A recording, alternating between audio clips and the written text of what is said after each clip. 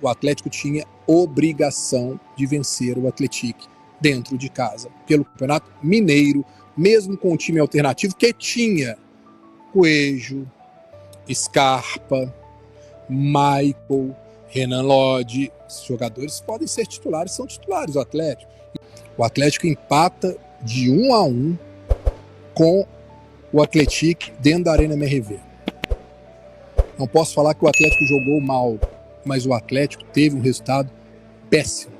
Péssimo. O Atlético vai para a última rodada do Campeonato Mineiro sem depender exclusivamente dele, Atlético. O Atlético, mais uma vez, complica a sua vida, porque não faz o básico. O Sampaoli colocou um time em campo que tinha plenas condições de vencer o Atlético e não teve competência para isso. Tendo mais posse de bola, tendo mais oportunidade de gol, ok, mas não venceu. E o que vale no final é o resultado, é bola na rede. Só para lembrar, independente de ter sido de pênalti, é o 9º jogo que o Atlético faz e o Atlético toma 9 gols. Deixa eu só fechar aqui falando um detalhe para vocês. O Atlético é o vice-líder do grupo dele no Campeonato Mineiro. O Atlético está indo para a última rodada, precisando de um resultado para tentar se classificar. Era para ter classificado com antecedência, pelo elenco que tem, ok? O Atlético é o vice-líder do seu grupo. O Atlético está atrás da URT, ok? Não dá. Me desculpe, mas não dá. Não dá para poder engolir essa. Seu time pode ter jogado bem, ok, mas o que vale muito no futebol é o resultado, porque não adianta nada isso ficar fora da semifinal do Mineiro. Só para lembrar, o Atlético luta por um heptacampeonato. Qual foi a última vez que o Atlético não foi para uma semifinal, aliás, para uma final? Esse é o recado. Só para lembrar, independente de ter sido de pênalti, é o 9º jogo que o Atlético faz e o Atlético toma 9 gols. Em apenas um jogo, o Atlético não tomou gol na temporada. Isso é muito sério. E o detalhe é o seguinte, hoje não estava em campo o Júnior Alonso para colocarem a culpa no Júnior Alonso. Ele tem sua parcela de culpa, mas estamos mudando e rodando os zagueiros. Hoje rodou o lateral, né? Então, é preocupante. Eu entendo quando os jogadores vêm aqui e falam o Atlético está em processo de reformulação, porque saiu muita gente, né? Tá chegando muitos jogadores, entendo perfeitamente isso. Por isso que em momento algum você vai me ver aqui cobrando que o Atlético tem que fazer uma grande partida. Não, não é isso. Estou só falando o seguinte, é resultado. O Atlético não tem que fazer uma grande partida, não é obrigado, não espero isso, porque o time está num processo de reformulação e entendo perfeitamente isso. Mas o resultado, sim. O Atlético tinha obrigação de vencer o Atlético dentro de casa, pelo Campeonato Mineiro, mesmo com o time alternativo que tinha, por incompetência do Atlético. É isso, ok? E um detalhe, que eu falei até com o Everson aqui. Campeonato Brasileiro, o Atlético tem 1 ponto, o Bragantino já tem 6. Aumenta cada vez mais a responsabilidade. Então, quarta-feira contra o Remo, não pode pensar em outro resultado que não seja vitória.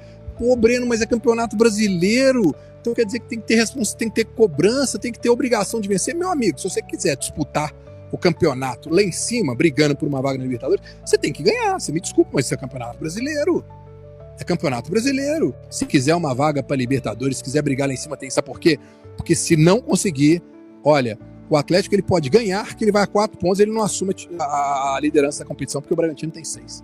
Vai passando rodada, mais rodada, e a coisa vai ficando cada vez mais distante. Então, quer dizer, o torcedor do Atlético ainda está com a expectativa de brigar por um G5. E olha que eu estou falando isso antes de começar a terceira rodada. Mas se não vencer, meu amigo, aí vai, igual o Campeonato Mineiro. Olá e bem-vindos. Quem acompanha o futebol mineiro sabe que o clima anda meio pesado ultimamente. E muito. E não é só por causa de jogo apertado ou briga por classificação, não. O que tá pegando mesmo é uma desconfiança cada vez maior, sabe? E dita em voz alta, contra a arbitragem. Exato. Para nossa conversa de hoje, a gente juntou uma série de artigos, reportagens e, o que é mais importante, declarações oficiais de dirigentes de 2 gigantes de Minas, o Atlético e o América. E eles foram a público com discursos muito duros, né? Sim, apontando porque eles veem como uma crise de credibilidade mesmo.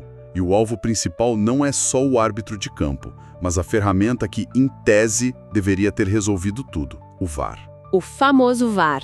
Nossa missão aqui é tentar entender essa confusão toda.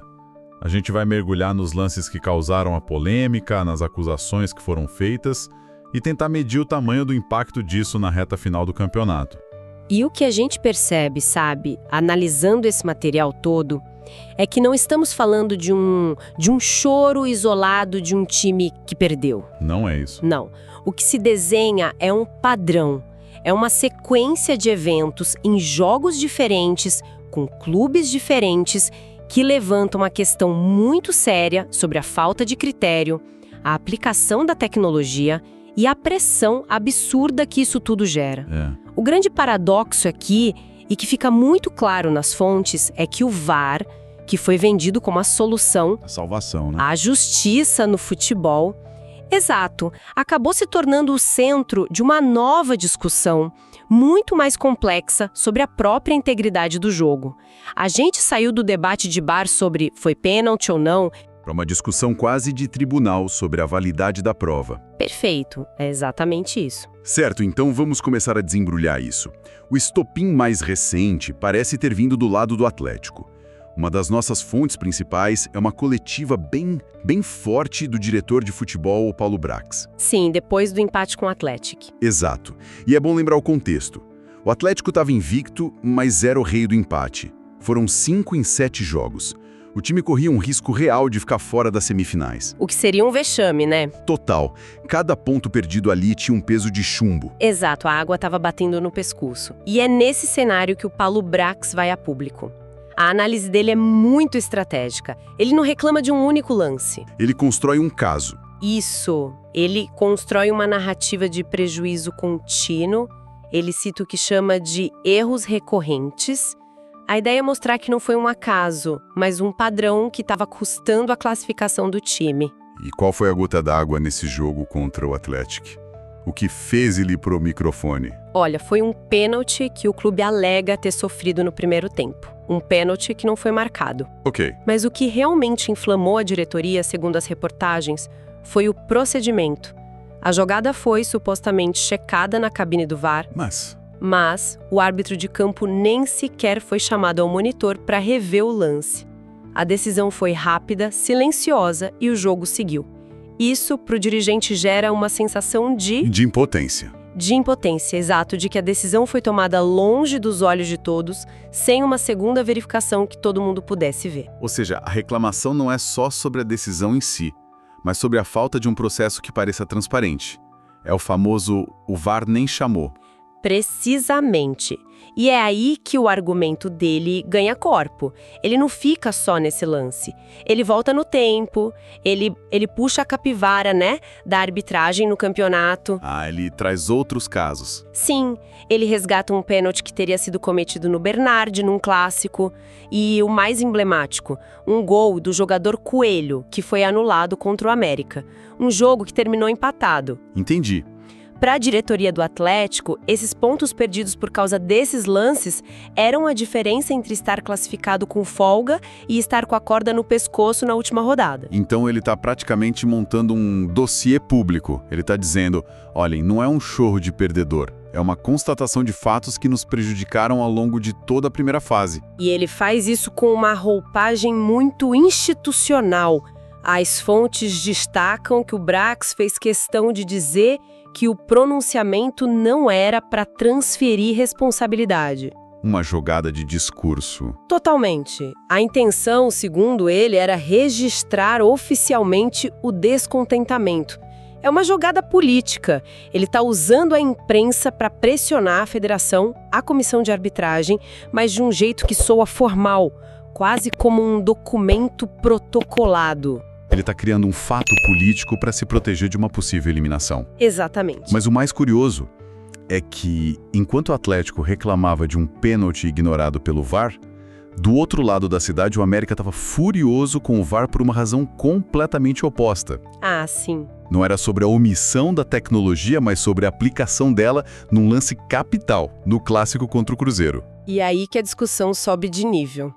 A reclamação da América é muito mais técnica, sabe? Muito mais profunda. O lance foi o segundo gol do Cruzeiro, do Caio Jorge. Certo. Houve uma checagem de um possível impedimento e o VAR validou o gol. A revolta do América, personificada na fala do diretor Paulo Assis, não foi contra a interpretação. Foi contra o quê, então? Foi contra a ferramenta em si. Ou melhor, contra a imagem que a federação divulgou para justificar a decisão. O que tinha de errado com a imagem? A reclamação é sobre as famosas linhas de impedimento. O Paulo Assis afirma que o frame, a imagem congelada que foi mostrada, exibia linhas sobrepostas. Sobrepostas? Como assim? Para ele, aquilo não provava nada. Pelo contrário, criava ainda mais desconfiança, porque não dava para ver claramente se a linha do ombro do atacante estava à frente ou atrás da linha do zagueiro. A prova do crime pro América estava borrada. Espera aí, mas a gente sempre ouve que a imagem não mente, que a tecnologia é precisa. O que o América está questionando, então? Eles estão questionando o processo por trás da imagem. E aqui entra um detalhe técnico fundamental que o Paulo Assis levanta. Ele lembra a todos que o VAR usado no Campeonato Mineiro não é o semiautomático. Ah! Aquele que a gente vê na Copa do Mundo. E qual a diferença na prática? É crucial entender isso.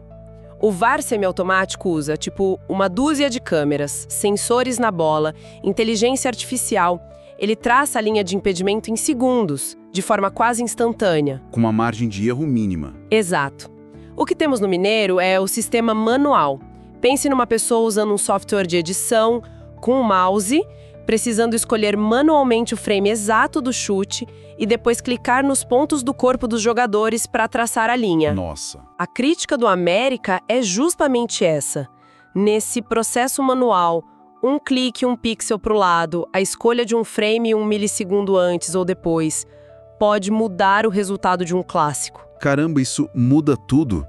Então a suposta objetividade da linha do VAR, na verdade, depende da habilidade e da precisão de um operador humano com um mouse. Exatamente. E a suspeita implícita na fala do dirigente é: como eu posso confiar 100% nesse processo se a imagem que vocês me mostram para provar a decisão é inconclusiva?